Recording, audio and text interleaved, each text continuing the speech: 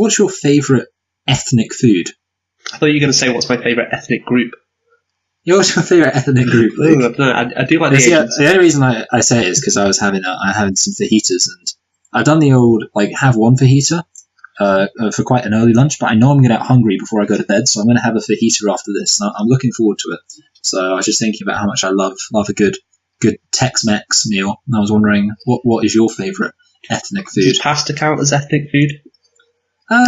Yeah, well, I guess the thing is, depends how many herbs you use. My example of a pasta that's not ethnic food is, you just get, tomato and ham and pasta. Okay. Also, macaroni and cheese. Macaroni and cheese is definitely not an ethnic food. Okay, well, in that case, just to be safe, I'll say, probably Mexican food. I really enjoy tacos and burritos. Yeah, that's you're like a regular Donald Trump. do you get the best tacos at Trump Tower? Oh yeah, definitely. Those massive balls. Yeah, I absolutely. When I was in America, I loved Chipotle. Chipotle was the nicest thing ever. Have you ever seen that? Have you ever seen that Vine? It's like, oh my god, I love Chipotle. No, but that would be me in another life. Yeah. I mean, that's the whole appeal of Vines. They're not funny at all, but you can just be like, oh, that's me. That would big mood. Big mood, yeah. Anyway, okay, yeah. Well, I'll do the intro. Back up, chump, you know Biggie Smalls rips it quick and kicks it quick. You know how black niggas get with the hoods, fatigues, with the boots, with trees.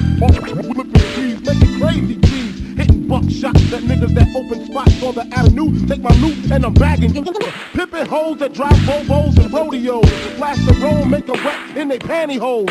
Damn, a nigga style is unorthodox, grip the clock. When I walk down the crowded block, just in case a nigga wanna act out, I just black out, blow the motherfucking back out. That's a real nigga for you.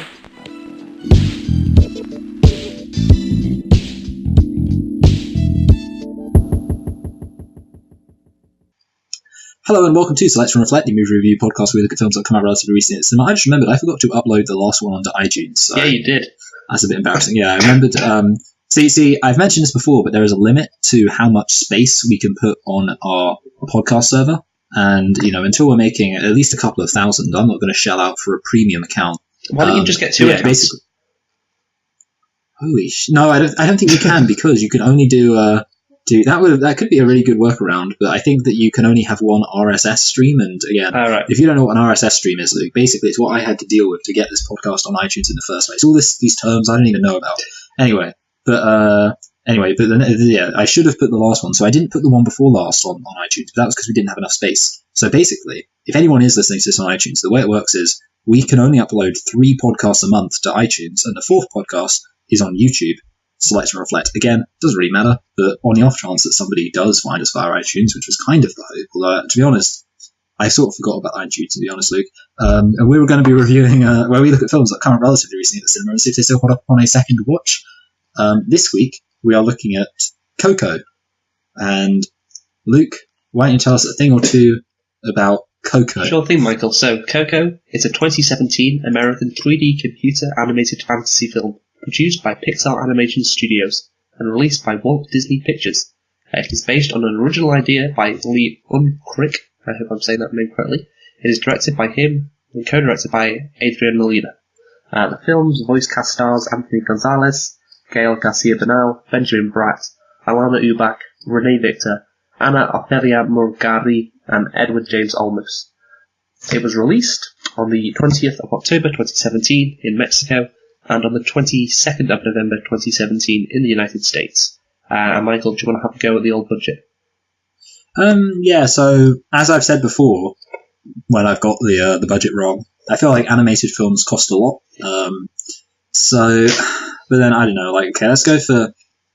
So I think this was around the 100 million mark. It's a matter of, do I go above or do I go below? And then I think to myself, why not just go for 100 million? 175. Okay, good. Yeah, so quite a bit more. It's good.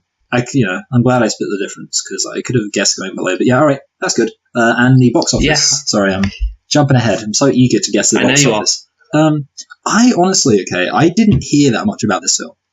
Usually when there's Pixar films, I'm aware of a lot of hype. And I'm not saying I hadn't heard of this film. I didn't know this film was out, but it wasn't with Finding Nemo and stuff like that. And I know people are going to say, oh, it's because you're a kid, or even Finding... Oh, okay. That's the problem, though, isn't it, Luke? Because there's the stuff I remember from when I was a kid, and I have my own biases as somebody who remembers it when I was a kid, and then there's the stuff now, which is mostly just harkening back. Like, I guess everyone was just confused because they were like, hold on a minute, Pixar's done something that isn't just based on something they made 20 years ago. Crazy. So, everyone was confused, and nobody paid attention. So I'm gonna go. I still think it made a bit, but I don't think it made over 500 million. That's my guess. But I think I'm honestly going to go for 450 million. Here's the thing, Michael. I was in a similar boat as you. When I first heard about Coco, it was when it was being considered for the Oscars. See, I didn't know it was released. I didn't know it was in. I feel like you're building up to the classic. It made $10 billion. Well, that's the thing, Michael. It made 800 million. Oh, yeah, wow. Well done, man. I was so surprised when I saw that. Like you, I was like, oh yeah, I didn't really see this, but it wasn't that much. But look at that, 800 million. Maybe it just wasn't marketed in the UK a lot. Yeah, you know what? I mean, it would kind of make sense because we don't, like both saying, it's kind of funny that we did both open up. I mean, that wasn't honestly planned. I didn't have fajitas today in anticipation of this podcast, but despite both saying that we like a bit of Tex-Mex food, a bit of Chipotle, it's worth noting that Mexicans, they haven't really had that much of an impact on British culture for yeah, there's no reasons. Chipotle in the UK. Apart from there's a few Taco Bells around, like little gems, and there's a Popeye's chicken in London. Yeah, there's Chipotle in London. I'm really hoping that one comes up to Manchester soon. That'll be a treat. Well, you've got the benefit. You know what, actually, though, Milton Keynes has a massive Spanish population because of Santander. But the thing is, I feel like that's hilarious. I feel like Spanish people don't actually like Mexican food. Like, I feel like there's actually a big difference. It's kind of like saying British people just love, burgers and Kentucky Fried Chicken. Well, we do, though. It's kind of like saying Americans like kebabs. Okay, that's better, I guess. Or Americans like fish and chips. Yeah. Fish and fries. Anyway, so did you like the film, though, Luke? Well, Michael, you could say that I'm in love with the Coco. Yeah, you mean cocaine, right? Do you remember that song? Yeah, that was. I remember Nicki Minaj just randomly shouted out those words. I know that wasn't the original song, but I remember her randomly shouting it out, and that was very hot. Yeah. What was it? I think it came out in 2014. Obviously, the song is about cocaine. Yes. Yeah, and so it could have been the intro to this song. And so sorry to this movie. That song. Yeah, would have made sense. Well, you know what? The Weeknd song, "I Can't Feel My Face When I'm With You," is also about cocaine, and that won a Kids' Choice Awards. Oh, really? Yeah. I thought it was about domestic violence. Although I guess it would be "I Can Feel My Face Really Painfully When I'm With You," and then later on, "I Can't Feel Anything." Okay. That would be more accurate. Fair enough. If it was, domestic violence. Okay, well, to answer your question, Michael, I think, I did like it. I did like it a lot. What about you? Sometimes I like leaving a little silence, just waiting for you to ask me. I'm not going to tell you, Luke, unless you want to ask me. Anyway, I also like this film. I always feel like I feel like we've gone through something recently. I don't know why, but we used to give slightly more nuanced answers when asked if we liked films, and it kind of just feels weird to just say, "Oh, I liked it." But yeah, I liked it. But no matter how much. Oh wait, no, Luke, you like to do your little plot, don't you? Yeah, so I'll do that now.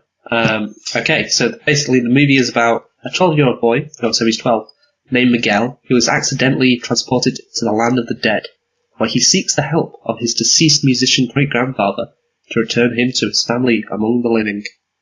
And the concept for Coco is inspired by the Mexican Day of the Dead holiday.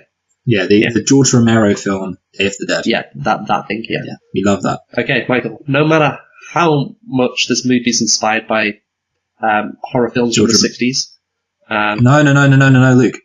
Night of the Living Dead was from the 60s. What was Day of the Dead? 78? Day of the Dead was... No, actually, you know what? So it was... I think you're right. 78 was Dawn of the Dead. See, actually, there is a logic to it, which makes sense. So it's Night of the Living Dead. What comes after the night, Luke? Dawn. Yeah, Dawn. And what comes after Dawn? Day.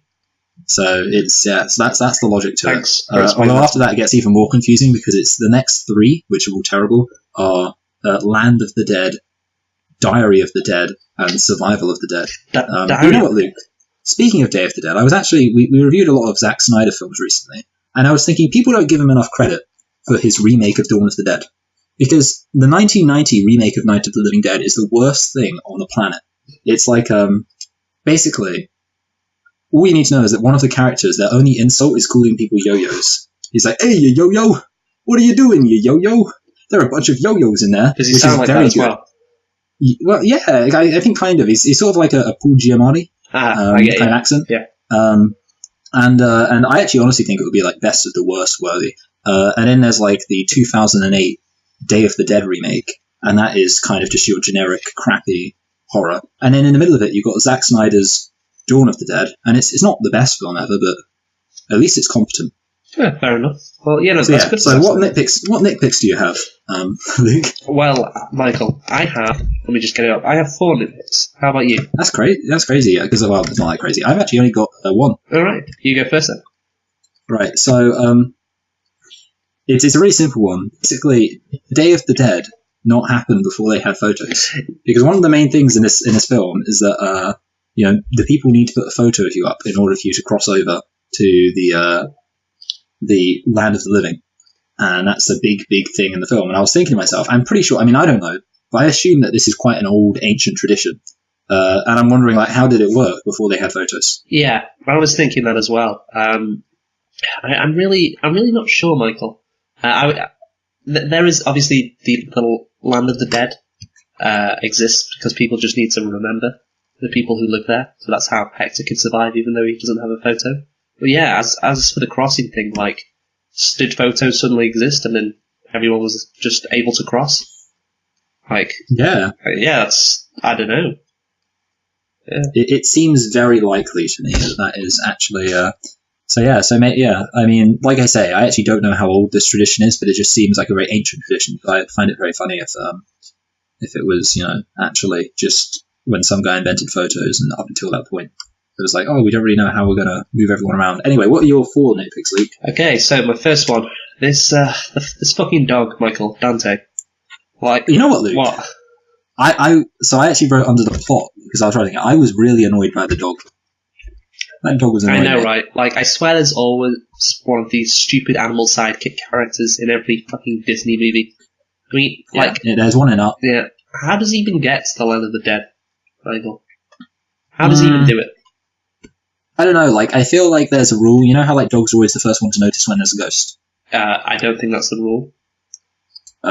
Well, I mean, obviously, it's kind of hard, like, you don't know much about ghosts. I'm aware of that. You're not a ghost expert. No, I can't say but as a professional ghost expert, I can confirm that, see, there was a ghost in your room just then that made that loud noise. Actually, that was a ghost getting angry at you. Actually, it was my water bottle sticking to my coaster, and so when I raised my water bottle up, my coaster came with it.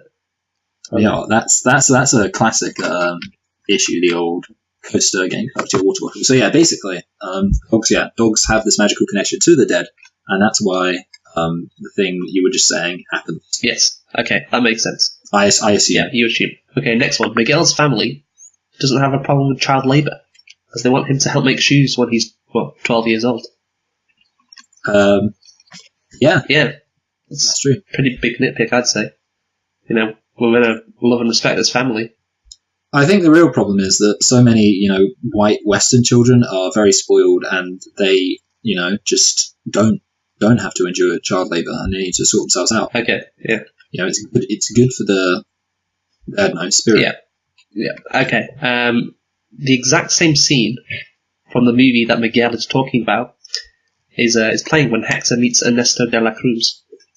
Isn't that crazy? Michael? Do you remember what I'm talking about? Yeah. Okay, so I have an idea in my head. So it's the scene where he's like, I'm really struggling to remember everything. Okay, just tell me. Okay. I will remember it when you tell me, but yeah, I'm trying to put it together in my head. Okay, so in the movie, some guy gets poisoned by Ernesto. Or Ernesto is poisoned. And he says before... I'm going to be rubbish with names in this, by the way, Luke. Because names have never been my strong suit, and I really wasn't paying attention. I can tell that's the case, already. So basically, Ernesto said to Hector, before he poisoned him, I would move heaven and earth for you. And that's what he says in the movie. But I do remember that bit, yeah. But the movie is playing as Hector and Miguel are realizing the coincidence. The exact scene is playing, Michael, from the exact movie, right at the TV next to them.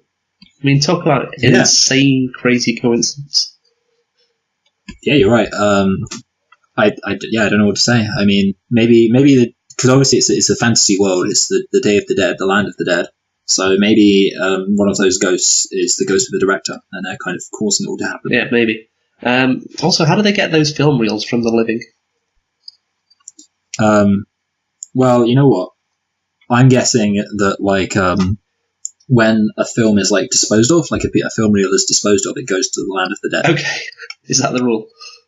Yeah. All right. Well, they really really make up the rules. This land of the dead is really connected to technology then, with these film reels and photographs. The whole thing relies on photographs. So. You know, we're just casually mocking Mexican culture right now. Yeah, well, the thing is, I don't really know how much of this is actually Mexican culture. Well, we'll get into that later, Michael. Yeah, oh, good. Yeah. I hope you've boned up a bit. Yeah, I definitely boned up. And so my last one is, so the security guards, they see Imelda, so that's the great-great-grandmother, Michael, on the platform singing to the crowd.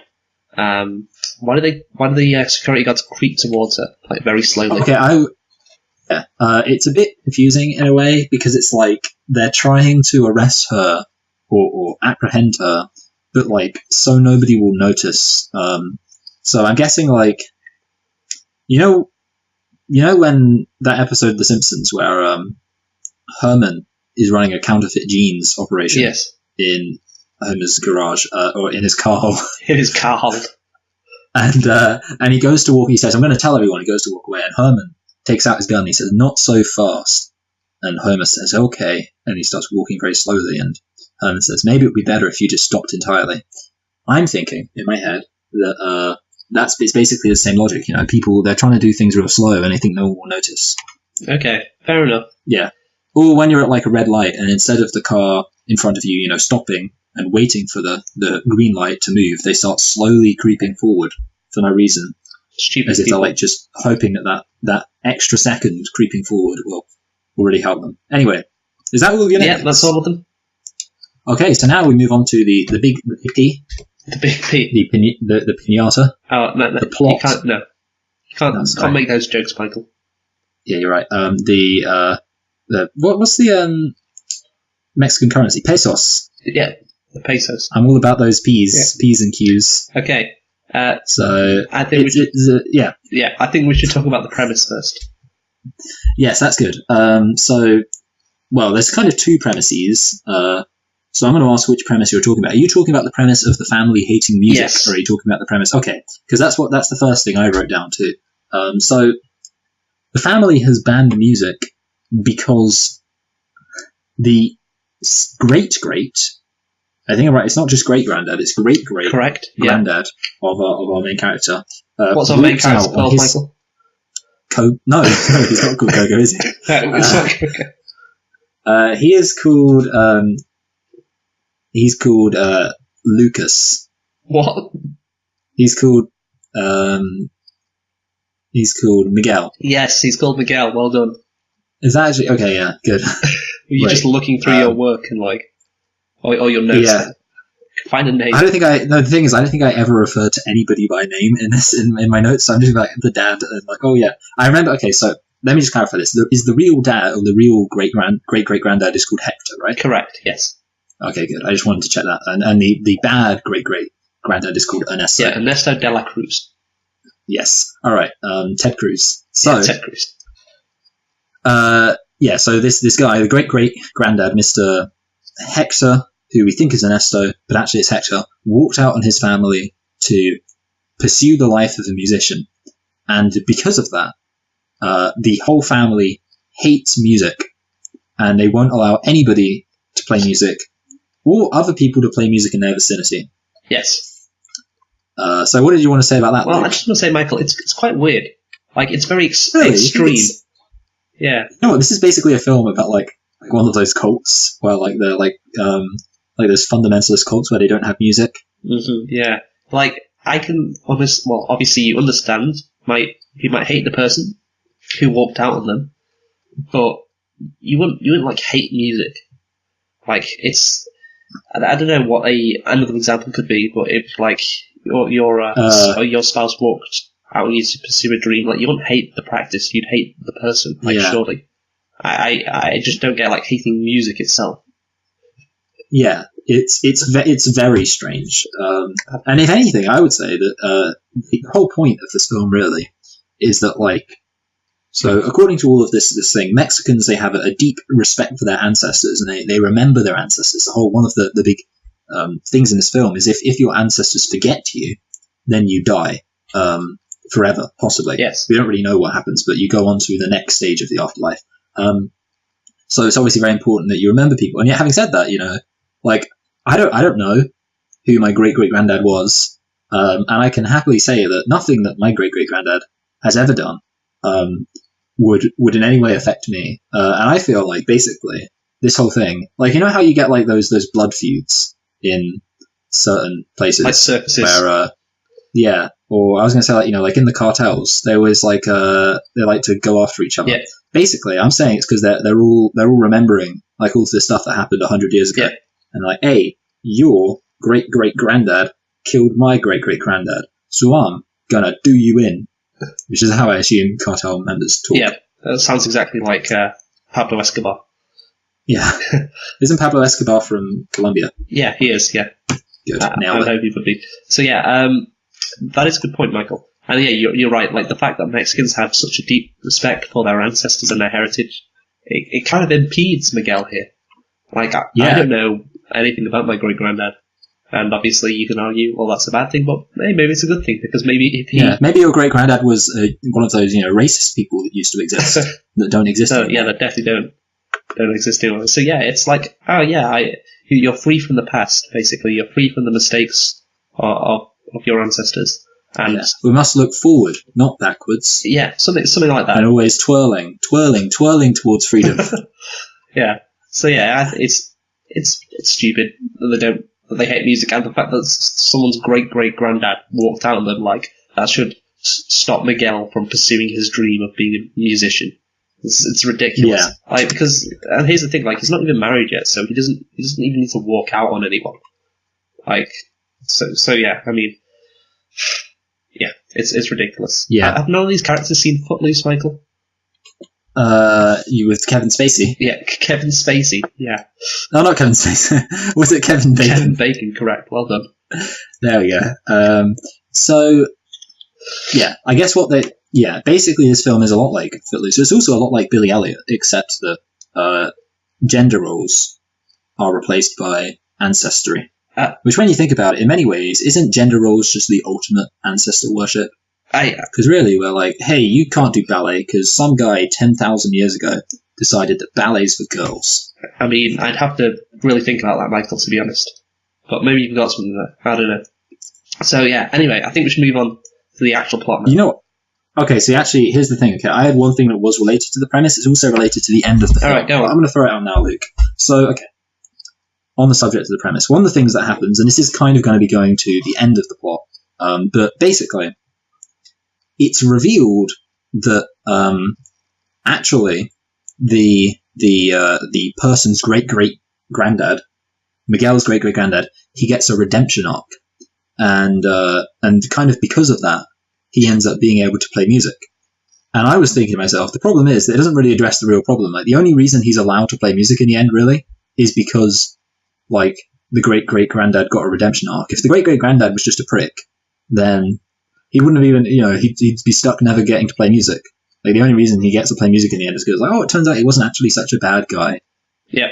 So I was just thinking that, basically they didn't really address the issue that his entire decisions are constrained by what some guy a billion years ago did because, Anyway, no, that's a good criticism. Let's move on now. That's a good criticism, yeah. Anyway, so just for the plot, you've got that Disney Pixar thing in this movie where the main character isn't like his family and is different, Ratatouille. He wants to make food, he wants to be a cook, or Brave, just to name two examples. Yeah, or Toy Story. Toy Story, yeah, they want to do something different, they're rebellious, they don't want to follow the rules, etc. So yeah, that's in there, that's done thing. But yeah, I think overall the plot, it's simple. There's some cliches which I don't appreciate. The music competition. Oh, he can win it and meet De La Cruz. then you got the villain describing or expositing his evil plan to the world and not realizing it. Familiar tropes like that. But Yeah, we love that. yeah, but no, I think the overall plot, like I said, it's simple, but it works. And I thought it was good. Yeah, I mean, okay, so I think the weird thing about the plot, this is one of those things where it was kind of like you didn't really realize where it was going. So if we're talking about Pixar films, just to let's play the game where we throw out random titles of Pixar films, Bug's Life. Hopper shows up and he says, "Hey ants, you get the food, but we're going to take the food."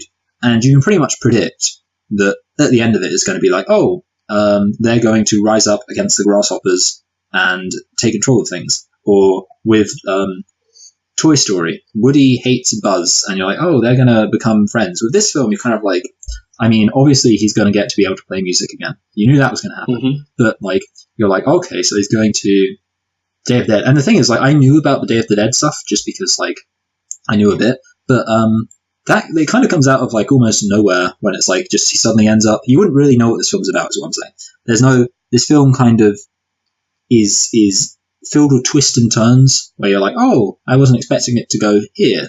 And I feel like a lot of other Pixar films are slightly more predictable, and that's not really, it's not a bad thing or a good thing, I wouldn't say. I'd say it's just an interesting dynamic to the plot. Yeah, so let's talk about the twistiness. Yes, okay. Yeah, so initially I thought, like, oh Christ, they're going to make it this big reveal that Miguel is actually related to Ernesto de la Cruz, this famous magician. And it's going to be so obvious throughout the entire movie. You just said, sorry, Luke, you did just say magician instead of musician, which was quite funny to me. Okay, so yeah, it's going to be so obvious throughout this entire movie that Miguel's related to this famous musician. But thankfully they had the reveal like 10 minutes later after De La Cruz is introduced. It's quite amazing that Miguel or any of the family members didn't put two and two together either and like realize that De La Cruz is probably Coco's dad. Like, oh, a musician left his family and was born in this town. Oh, look at that. Our town's most famous person is this musician who would have been alive at the same time that Coco's mother was alive, Imelda, and would have been around the same age to marry her. It's like, oh, maybe, put two and two together and like, oh yeah, maybe Ernesto de la Cruz is related to us. But no, they don't do that, but whatever. There's actually... Afterwards, there's actually a proper twist that Ernesto de la Cruz is in fact not Coco's father and not related to Miguel. Yeah, so you get this guy who is trying to get into or get into the land of the living, and he's just this down on his luck guy who seems like a little sidekick. I feel like he's a classic archetype, but I can't think. He's a bit of a... You feel like he's going to be one of those kind of like Flynn Rider characters. Do you know Flynn Rider? No, where's he from? Okay, so he's from the film Tangled. Basically, he is a thief. He's Aladdin. Aladdin's a better, like an obvious example. So like a kind of like thief or a slum rat, a slum dog. Slum dog, yeah. Who has a heart of gold. And that's kind of what I felt when I was looking at this guy who was like trying to sneak his way into the land of the living. You're like, oh, he's going to be some kind of guy who knows his way about town.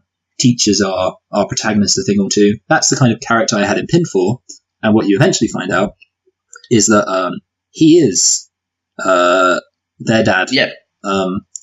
And that's exciting. And I think before that you find out that Ernesto is a fraud. Yes. So you find out Ernesto's a fraud, and he stole the guy's music, and then kind of like rather surprisingly to me, it escalated to murder. Like I was thinking, he's a fraud. That's going to be. I thought like, it's going to be something that the person has to deal with, realizing that his dad actually was, not a great person. And then it goes like, also, he murdered somebody. Yeah. And I'm like, oh, okay, that's a bit heavy. Couldn't you just ask, by the way, to keep his songs? Like, hey, I know you're going back home, but could I just like have your songs because I still want to do this, and if you don't need them, I think he just, I'm going to say it, Luke, I think he just wanted to murder somebody. I think that the whole songs thing was just an excuse. Okay, yeah. It's in fact Hector who's related to Miguel, and it's something that in this kind of movie, I think it would be expected. But the thing is, there's no evidence that it's going to happen until it does. Like, I think it's a good twist, it's a fine twist. I was, when it happened, I was like, oh, wow, okay, yeah. Again, like I said, this kind of movie, it's like, yeah, something like that's bound to happen. But yeah, there was nothing to lead up to that moment that would make me think it was coming. I must say, actually, I foresaw the idea that I foresaw the idea that Ernesto would actually be bad, because I foresaw it being in my head, like an idea in my head was it would be kind of like a don't meet your heroes story. That's so really he meets Ernesto, and I was thinking, Ernesto would be, there'd be something wrong with him, and it would throw our main character into a crisis of consciousness. See, what we've established, Luke, and there's actually a good video essay about Inside Out where it kind of goes through how one of the basic things, I think this is quite a common thing in other films, but it's particularly associated with Pixar, is the idea of two questions. What does your character want versus what does your character need? And a lot of people who have worked on Pixar say that the conflict in a Pixar film largely comes from when what a character wants doesn't line up with what they need. So, for example, in Finding Nemo, Marlin, I think his name is Marlin, wants to keep Nemo safe all the time. He wants to protect him. And what he needs to do is let him go.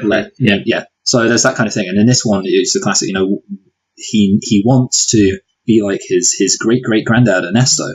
And like what I was thinking it would be like he wants to be like his great-great-granddad Ernesto because he's thinking like, oh, it's in my blood, it's in my roots. And I thought what was going to happen is what he needs to learn is that it doesn't matter what his ancestry is, which is one of the reasons why I kind of found the reveal that actually the only reason why he's allowed to play is because it turns out that his ancestry isn't that bad, to be a bit of a kind of disappointing reveal. But yeah, I thought it was going to go in that direction, so I foresaw, especially there's a bit where obviously it's almost at the point where he reveals he's a bad reveals he's a bad person, where basically Miguel's like to him, it's kind of during the party they have a little bit, it's kind of a weird montage, mostly because based on the time scale of this entire film takes place over one night, and somehow they're able to have this montage of him literally going around everywhere. Forget about it. This is my grandson. But anyway, yeah. Yeah. No, you make a good point, by the way, like that. If I think they couldn't have done the fact that it doesn't matter who you're related to, you should be able to play music anyway. They couldn't have done that because then that would be, it would have offended Mexicans. It's disrespectful to Mexican culture, and they definitely did not want to do that. They didn't want to be the main message to be, this stupid Day of the Dead holiday. Yeah, just forget about it. Yeah. They definitely didn't want the film to be about the George Romero film either. That would have offended people. Yeah, it would have as well. So yeah, what were you going to say, by the way? Yeah, I was going to say, basically there's a bit where the kid's like, why did you leave? And the dad's, the Ernesto basically is just like, I don't know. It gives like a really unsatisfactory answer, and I was like, ooh, he's not seeming that sympathetic to me. And at that point I was thinking, oh yeah, I feel like there is going to be a bit of a reveal. But like I said, I thought the reveal was just going to be that he was a bit of a dick. Wasn't expecting it to be murder, but sometimes a bit of murder is good for your film. It raises the stakes. Yeah, it does. I like I said before, it's a fine twist that Hector's related to Miguel and not Ernesto, but surely in the couple of hours they spent together, wouldn't Hector have mentioned to Miguel why he wanted to visit the land of the living? Yeah, that's kind of true. I mean, I guess it's a bit confusing because he does do the thing where he's like, I'll give you this photo, you need to hang up my photo, and then because I've hung up my photo, because you've hung up my photo, then I'll be able to explore. But yeah, he doesn't mention his backstory, which is weird because a lot of the time what these films like to do is have the character reveal their backstory. But of course, if he would have revealed his backstory, you got to save when these people in these films are very conscious of when they reveal their backstory. Yeah, if you just told Miguel right away, and he'd be like, "Oh, so you're my granddad, not Ernesto." Oh, okay. Well, yeah, give me a picture, give me your blessing. And it's true. This entire film, that was one of the things I was thinking. Like, if this entire film didn't need to happen, because it could have just, he was with the person who could have given him the blessing. Could have been over in 5 minutes. Yeah. So wait, what else have you got to talk about regarding the plot? Nothing apart from the ending. I've got a few things. So first of all, I did write down I found the dog annoying. Yeah, you already wrote that. Yeah. So I said that. So yeah. The other thing is, this again is a weird one because I was thinking to myself, it's strange that there's no antagonist yet. And that was obviously before Mr. Pablo Escobar, Mr. Ernesto became... Okay, that's racist. I suppose it is really, isn't it, when you think about it, because it's implying that they're the same person, just because they're bad people with Latino names. Okay, Mr. Ernesto de la Cruz. There we go. You got it. There we go. Ted Cruz. Yeah. And basically, until he shows up, there's no antagonist. And I was thinking to myself, well, that's weird, isn't it? But then I realised, actually, that a lot of Pixar films don't have antagonists. Like, for example, there's no antagonist in Toy Story, unless you count Sid, but let's be honest, Sid's not much of an antagonist until right at the end. There's no antagonist in Finding Nemo, apart from the small, little minor antagonist. And there's no antagonist in Wall-E, and again, until right at the end. And I was like, well, maybe I'm a fool, because apparently Pixar, they don't need antagonists. Well, they do, but the antagonists need to show up, like, in the second half of the third act. It's about the character's journey, really. And then I think my final thing, actually, is it's an example of what they call filmmaking. How is it? Because I was watching it, and I was thinking to myself, he goes to see, so it's quite a good scene, because it introduces the whole concept of what will happen. So Mr. Hector goes to see his brother to get a guitar from him, and while he's there, it turns out his brother is fading away because he's being forgotten. Because, like I said, if you're forgotten by your ancestors, then you fade away into the next realm. Yeah. Which, again, it's worth noting that there's no way of knowing that fading away into the next realm is a bad thing. I was kind of thinking that to myself, because here's the thing, okay? Like, it's quite worrying, death, because, there's a possibility that death is nothing. There's also a possibility that death's some kind of, like, purgatory. Like, what if death's just, like, crap? Like, what if you die, and it's just, like, everything's just grey? And it's like, oh, man, this sucks. Guess I'm here for eternity. That bothers me more. Like, at least nothing is over. But if it's just like, you get there and it's like, oh man, everything's just grey, some mist everywhere. Yeah, like, that would just be so if annoying. you live in, like, Barnsley. Yeah, yeah. What if Barnsley is purgatory? So yeah, basically, the thing is, like, once you've already died and you've already gone to one afterlife, I feel like the threat of another death kind of loses its sting. Yeah, you're just like, okay, mortality. You've already done this. Fool me once. Shame on you. But I know this now. So I bet actually, like, it's probably really great. The next thing after that. But anyway, so the guy fades away, and then he drinks a shot of whiskey before he dies, and it holds on the glass of whiskey. And I'm like, why is it holding on that glass of whiskey? And I was actually going to include it as a nitpick, because I was like, hey Luke, why did it hold on that glass of whiskey? That was really random. And then it turned out that, of course, Hector was poisoned with a glass of whiskey. And I was like, oh, so, the people who meticulously animate every single shot didn't hold on something for absolutely no reason. Yeah. Who'd have thunk it? Yeah. Anyway, so yeah, okay, talk about the ending. I don't have anything else to say, but I'll probably have something to say once you say something. Well, so it's where Miguel sings to Coco with the Remember Me song. It's Remember Me. Yeah, it's emotionally powerful for many different reasons. Like, it'll save Hector by playing a song that she'll remember and thus keeping his memory alive. It'll sing a song that Coco won't have heard for decades that was very special to her. And it also shows the rest of the family that, maybe their preconceived notions about music were wrong. And in the case of family or music can add happiness to their lives. So you got all these things going on with this Remember Me song. And that, like I said, is what makes it so emotionally powerful. And I have to say, like, Disney Pixar movies, they're often very emotional, often very, I guess tear-jerking, but this was incredibly, like, wow, the emotional kick. I felt myself. I didn't actually cry. I saw, I don't know when it was, actually. I think it was, it must have been I did watch a review, but I think it would have been a review before I saw the film. But somebody was saying, like, oh, if you didn't cry at the end, then what you doing? Everyone should cry at the end. And to be honest, I didn't cry at the end, Luke. You cold-hearted monster.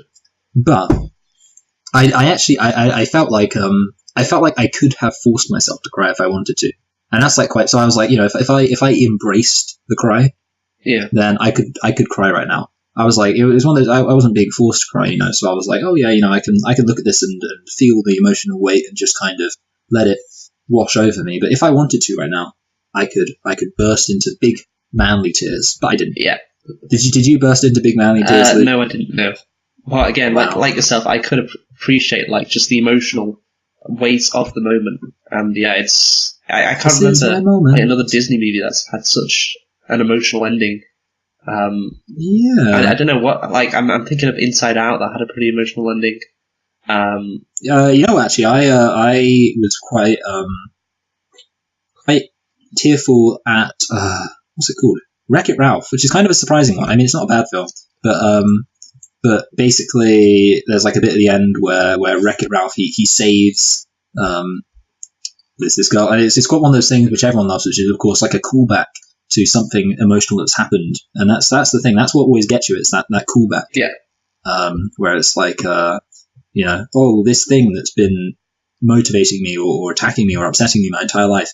I'm gonna take it now. I'm gonna bring it up right at this moment of triumph, and you go, yeah, well done. Well done, yeah. I like I Ralphie. said, I don't know. I'd have to go through and examine what other Disney movies rival this for an emotional ending, but yeah, it's pretty good. Yeah, I feel like Pixar actually isn't very emotional. I think a lot of Disney films, like as opposed to Pixar films, are quite emotional. But yeah, Pixar, I honestly, most Pixar films are kind of just technically impressive, but I never actually get too emotional over them. Yeah, I That's guess just so. me though. I guess so. I'm just looking through the list So of this films. film, was very. I mean, you got the Cars movies.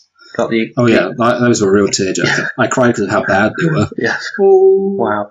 Owen Wilson will be incredibly hurt by those comments. Yeah, You got the I know. Incredibles movies, The Good Dinosaur, Monsters Beautiful. University. Yeah, so you are right. Oh, Yeah. what about that montage in Up then? Yeah, I mean, There you go. that was good. I think the thing about that is that it's too early on, so you kind of haven't been on the emotional roller coaster yet. Not that I don't like it. I'm just saying, like, it didn't really get me because I felt like it was too much too soon, too much too young. Finding Nemo? Yeah, I mean, I honestly can't think of anything that actually made me want to cry in Finding Nemo. Yeah, I mean, like, Find Nemo again. It's really good. There was nothing in it. I was like, oh, I'm sad. The Toy Stories? Scene in Toy Story 2 with, what you call Jessie, I think? Where? People cried at the end of Toy Story 3. But I honestly don't really know why. I think they were just crying because it was over. Like, in, like, they were crying because, like, it was like, oh, I guess it's because remember when people thought Toy Story 3 was going to be the last film? Oh, yeah. Back in those days. Back in 2010, those days. Before Pixar were hack frauds. And we're like, hey, what about Toy Story 4? In 8 years' time. Hey, guys, what about Toy Story 5? Yeah, everyone's going to cry at the end of Toy Story 4 because they'll be like, I can't believe it's over. And I'm going to be like, I literally can't believe it's over. So yeah, because I doubt that it will be over because of that tendency to. Yeah, okay, good. Yeah. Very emotional ending, and like I've just gone through the list. I think it's up there amongst the pantheon of emotional scenes in Pixar movies. So yeah, fair play to it. I agree. Okay, anything else on the plot? Let me just give it the old Chekarunsky. No. No, okay. So, on to that. Oh, no, sorry, no, one thing. Oh, I just got, good thing. I know, it's a classic. Okay, so actually, I want to say this. I really liked the reincorporation of the seize your moment mentality. So, one of the things that happens several times throughout the film, at least twice, at least once, is he sees this kind of idea. I don't know if it's from a song lyric or if it's just like a sign, but it's like, I was going to say Emmanuel. Ernesto, that's it. Ernesto's sign. He's got a plaque on his thing that says like "Seize your moment" or "Do anything for your moment." I don't know, or "Do anything to achieve your dreams." And then he got that's his motivation for doing his thing. And then there's a point later on where he's listening to some music, and the music's like "Do anything for your dreams," blah blah. Seize your moment. I think it's "Seize your moment," and it's like constantly motivating him. And then, of course, we get the bit where Ernesto's like, hey, I killed him because I saw my moment and I took it. I seized my moment. And basically, I thought it was kind of cool because it's the classic confidence versus being a dick thing. Uh-huh. Like it always comes back to, speaking of musical superstars, there's a moment, a very cringy moment where Lady Gaga is performing with a group of young girls, and she calls one of the girls over to sing with her, like sing both into the microphone at the same time, singing the song. I think it's Born This Way. And then she's continues singing, and the girl like won't stop singing with her and begins to actually like kind of force her off the mic. That's hilarious. And a lot of people were saying like, oh, Lady Gaga, she's got this whole thing with self-empowerment, being born this way, being a little monster, blah blah blah blah blah. And look what happened. Somebody who was being a knob just totally annoyed her. So basically, what I'm saying is that sometimes if you just say, do you, seize your moment. You were born this way. Maybe you will end up annoying Lady Gaga or murdering somebody. Is that your message? I think it's a good message. I think again the film it's kind of weird because we do have this like empowerment culture of like do everything for you. Don't let anyone tell you what to do. Blah blah blah blah blah. And obviously nobody I don't think most people are so stupid as to take it. Let's have a glass of water. Ooh. I don't think most people are so stupid as to take it literally. But if they did, that would be a disaster. Okay. It's like, have you ever seen like the inspirational Hitler subreddit? No. It's like inspirational quotes with pictures of Hitler on it. It's like, don't let anyone tell you what you can't do. There's Hitler superimposed in front of a concentration camp. So yeah, God. Basically this film is inspirational Hitler, the movie. Oh god. Anyway, okay, done with plot now, so continue. Yeah, I think once we get into inspirational Hitler stuff, it's time to move on. Yes. Yeah, so animation in this movie. Just got one thing to say, Michael. It's unbelievable. Like, it's stunning. Yeah. I don't believe it. I think the animation is a lie. It's literally unbelievable. Literally. Yes. It's very good. And it's a very good, clever world. And I suppose, like, the thing is, obviously, this is the first, I feel like this is kind of the most real, on the surface, I should say, the most real Pixar film, in that, like, most of the time it's like, what if X was real?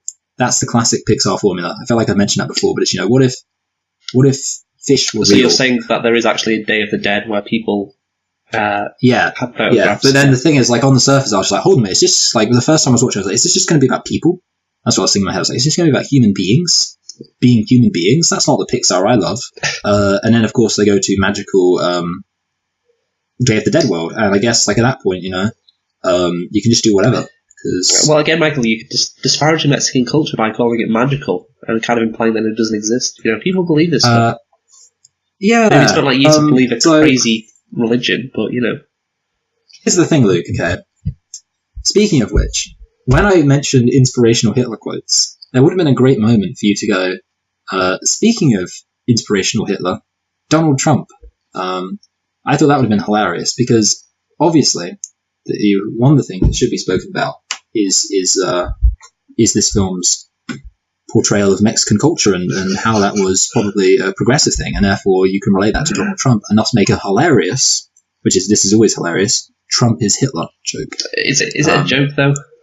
Yeah, that's right. Do you know, actually, do you know what Godwin's law is? Yes, I know what Godwin's law is, Michael. Okay. Well, sometimes people don't know these things. So basically, Godwin himself came out and he was like, it's fine if you compare Trump to Hitler. So when you got, like, the guy who's famous for saying don't compare people to Hitler, coming out and saying, it's fine if you compare this guy to Hitler, you're in trouble. Yeah. I used to read so many internet comments about, like, compare when people used to say, like, oh, Trump is Hitler and, oh, Brexit has elements, of Nazism or fascism, and it's like, oh, it's just Godwin's law. Yeah, everything is compared to Hitler. But it seems like that kind of thing is kind of true. I mean, you've seen what's happened in the Parliament Square with those pro-Brexit racists recently. Yes, I did. Where it was like they were who was I can't remember the name of the politician for some reason. It was Anna Soubry. Yes, Anna. Yes, I think it's Soubry. Yes, Soubry sounds wrong. Yeah.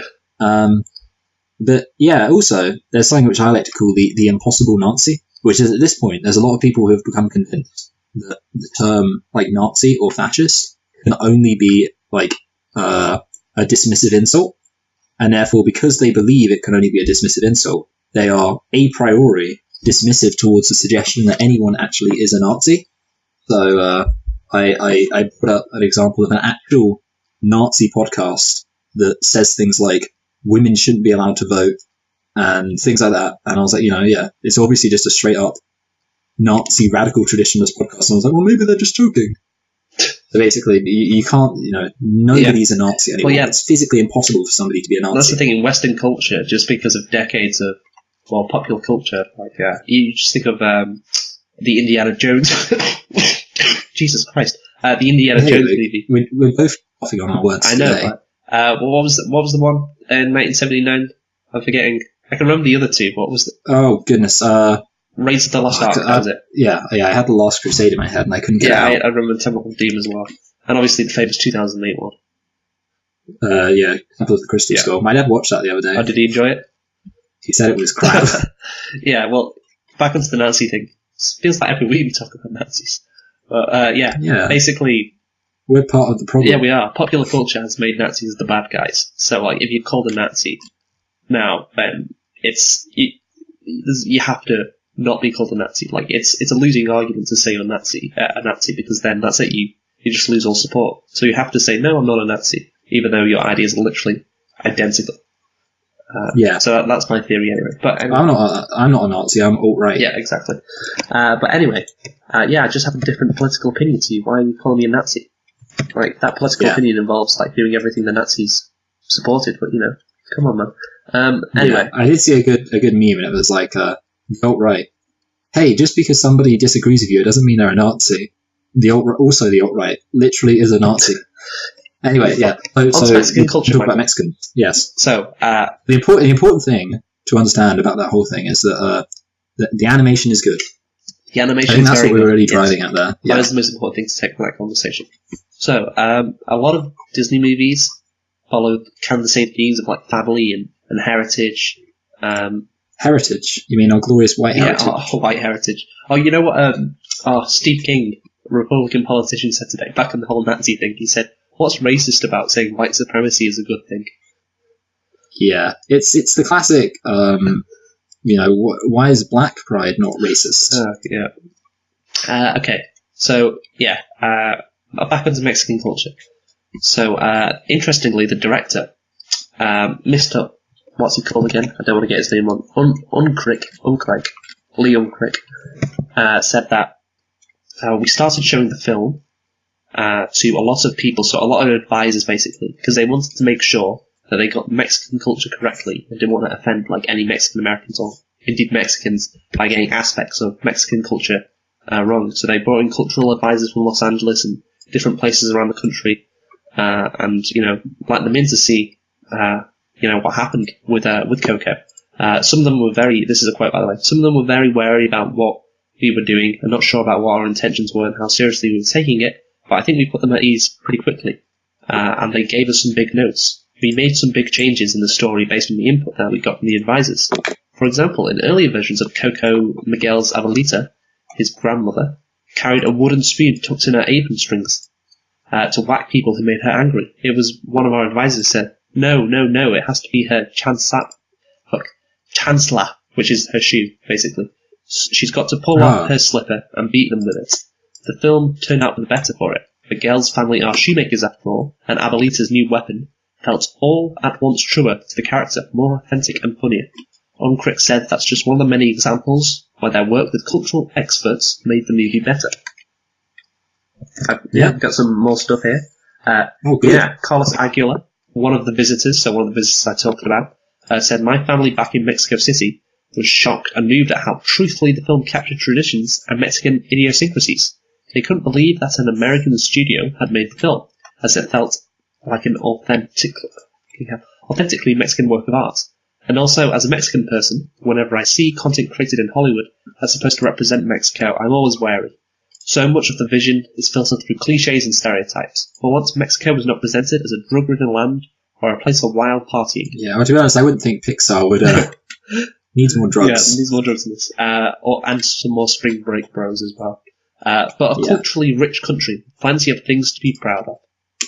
So there you go. So Mexican Americans were extremely happy with Coco's authenticity and the fact that it portrayed Mexico in a positive light, which is good to see. So well done to the director and to all the team.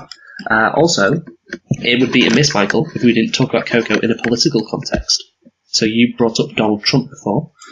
I might have brought up Donald Trump. You did. So Coco, it can be said, is also a timely and soothing tonic for a Hispanic community that's felt attacked and disrespected by President Trump's rhetoric and eagerness to erect a border wall between the United States and Mexico.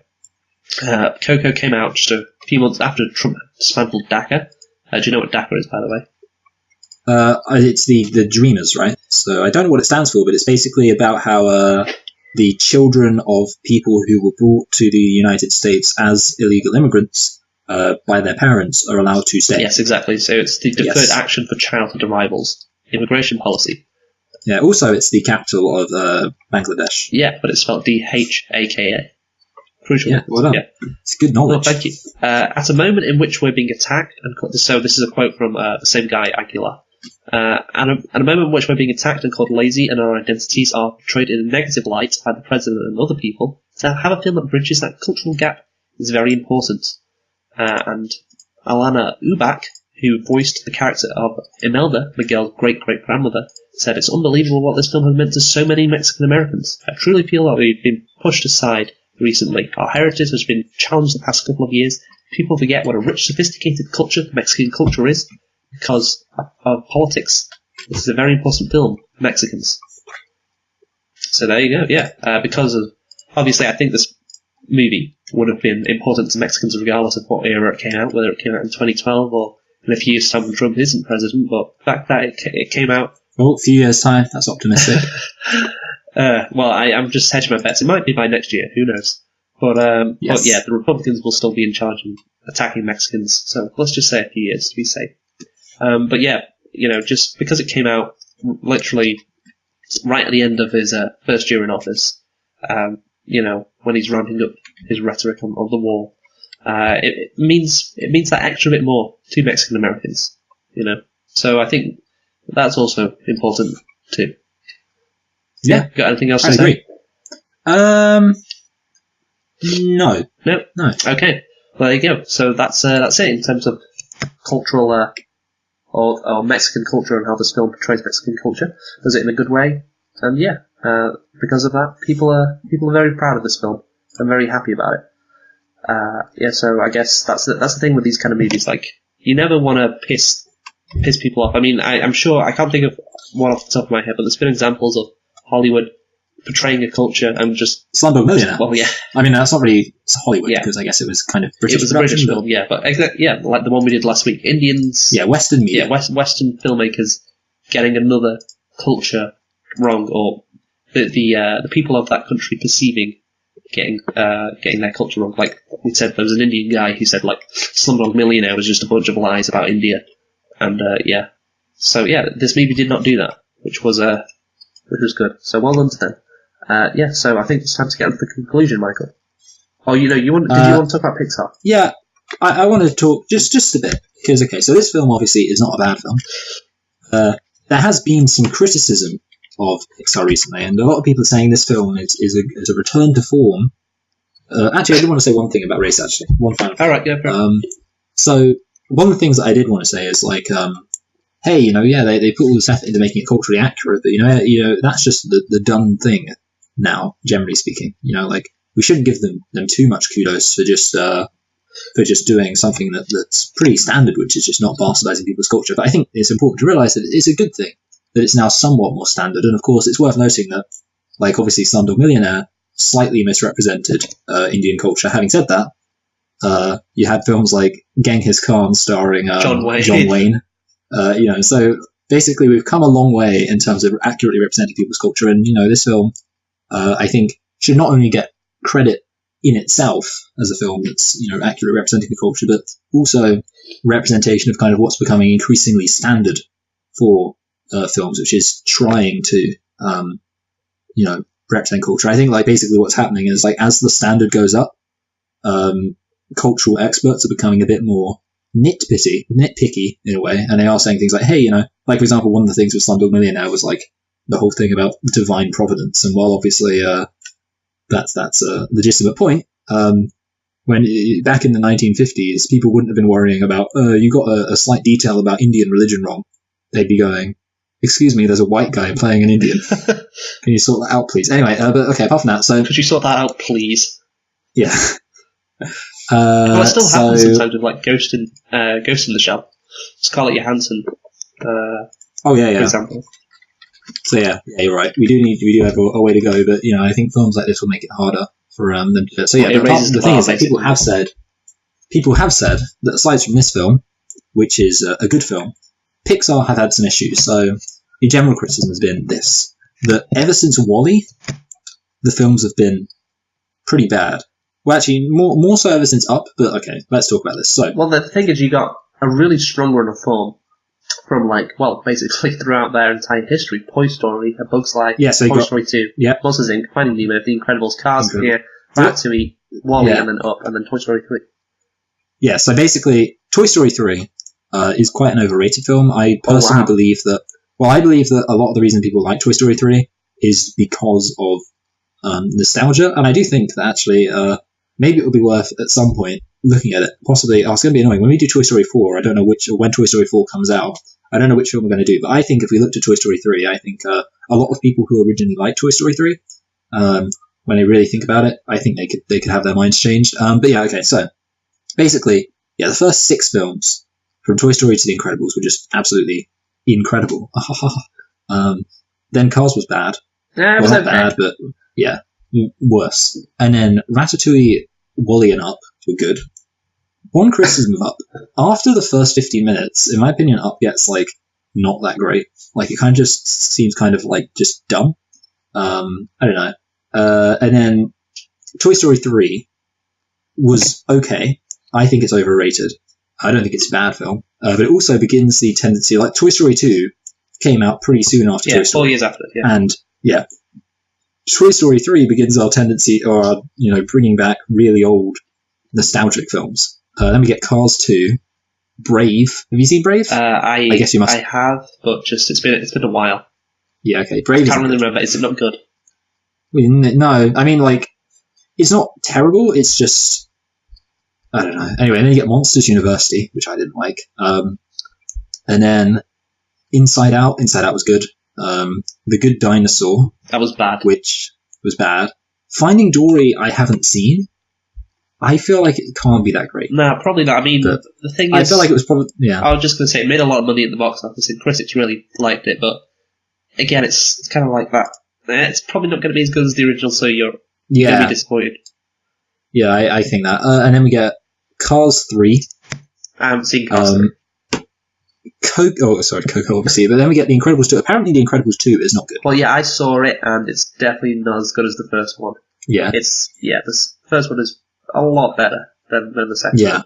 Yeah. So, basically, I guess the thing is that, hopefully, the only thing that really needs to be said is that it kind of proves that Pixar need to get back into just making original films, because since Up, or since Toy Story 3, they've had a whole load of not very good sequels, and then they've had, not great work with originals, like they've had The Good Dinosaur and Brave, but then they've also had Inside Out and Coco. Mm-hmm. So basically what they should do is they should, stop relying on nostalgia, because they definitely aren't as good as they were from 1995 to 2004.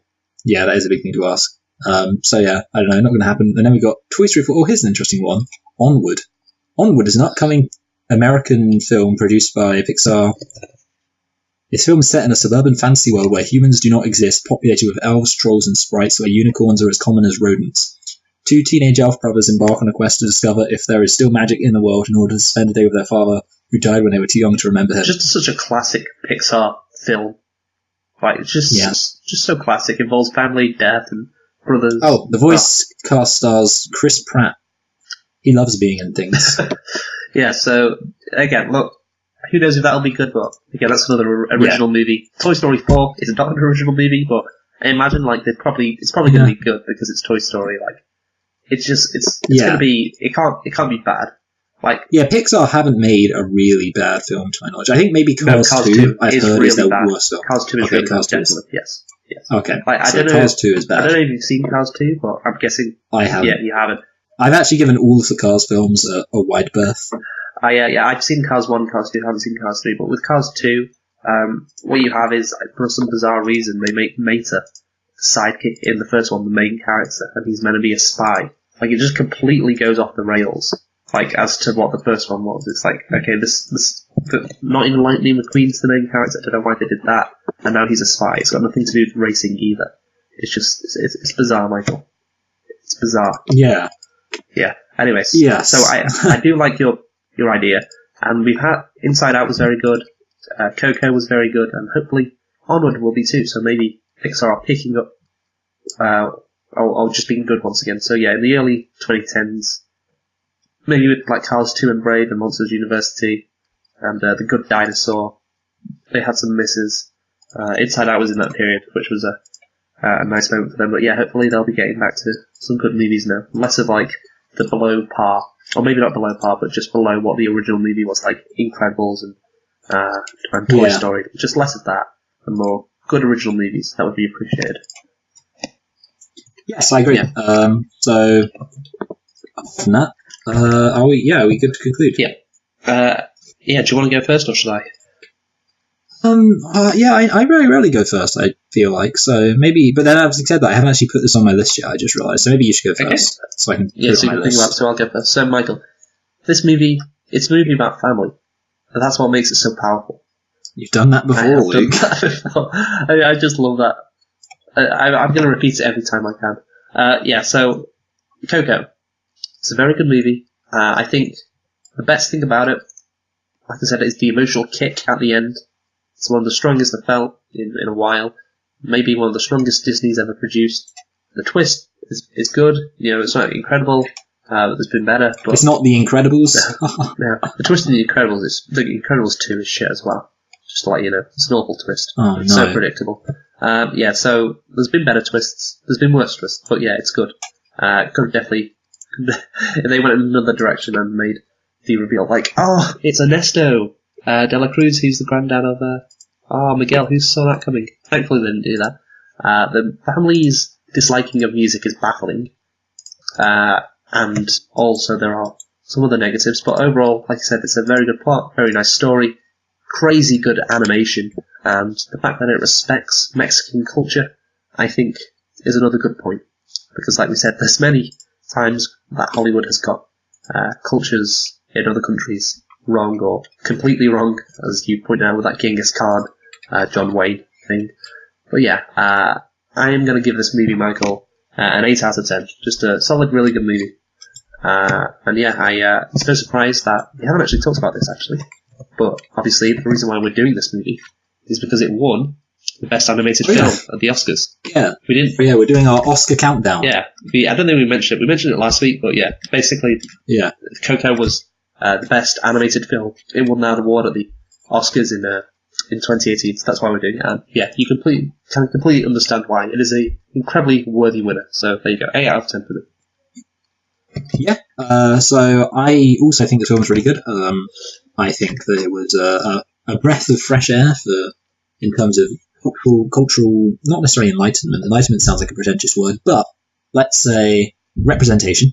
And it was kind of neat to see a different kind of world to what we usually get with Pixar. Usually we get something a bit like Real World, but from a different kind of character's perspective, like Real World from a fish perspective, Real World from Bug's perspective. This time we get the real world we get a fictional, I shouldn't say fictional, a Day of the Dead world from a human being's perspective.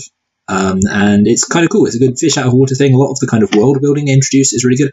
I don't know how much of that is like 100% real, but if it is, then obviously the world building credit, I guess, goes to the entirety of Mexican culture. However, I think that Pixar still gets some credit for showing it really, really good. Like they executed it well, basically. Yeah, executed it well. Yeah. Now, having said all of that, there are still some problems which you kind of went through, mainly about like the premise and it all seeming a bit strange. But despite all of that, I'd still rate it quite highly. And when it came to placing this, my first thought was that I think this film was better than Zootopia. Because controversial. Yeah, well, it's a bit like it's one of those things where it's like it's mostly based on the artistry of the animation.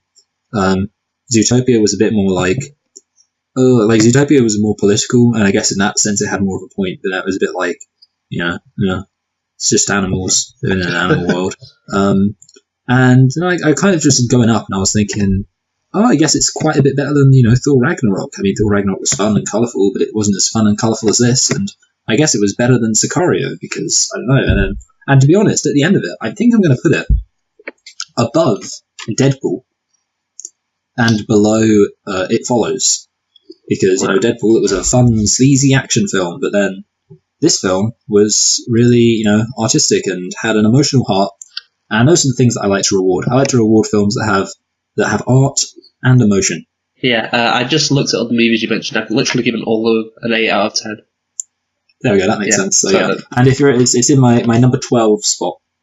Wow. Okay. So there you go. Yeah, not bad. Well done. We're in the Oscar season again, basically. Yep.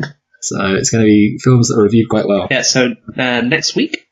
Next week we are reviewing. Let me see if I can see what they're. Okay, so we're reviewing Call Me by Your Name. Now, do we remember what that won? It probably won best. Sorry, go on. Well, okay, so I'm trying to remember what we included, but I think it could have won Best Actor or Actress. And see, the things we tend to look at are actor, actress, screenplay. Oh, actually, it could be adapted screenplay. It could be that. Because I think we like to look at things that indicate like the quality of the film. Yeah. Because basically, ever since Suicide Squad won the best, what was it? The best kind of costume design. Yeah. Which it certainly probably deserved, but given that that film doesn't deserve to be mentioned in the same category. Yes, yeah. So we mostly look at films that would actually affect the quality of or awards that would affect the quality of the film. So things like best screenplay, best adapted screenplay, best animated film, best picture, yes, and best director. So we'll find out what it is. It's probably a combination because usually good films get a combination of a couple of things. And we'll find out what it is, and we'll tell you that next time if we remember. Yeah. Okay. So thank you for joining us. We've been selecting and reflecting on Coco because it won the best animated film of the 2018 Oscars. And join us next week for Call Me by Your Name, which should be a fun experience for all, especially if you enjoy peaches. Did you get that reference, Michael? No. Okay, well you will. Who've you been, Michael? I've been Michael. I've been Luke, and see you next time. Goodbye. Bye bye.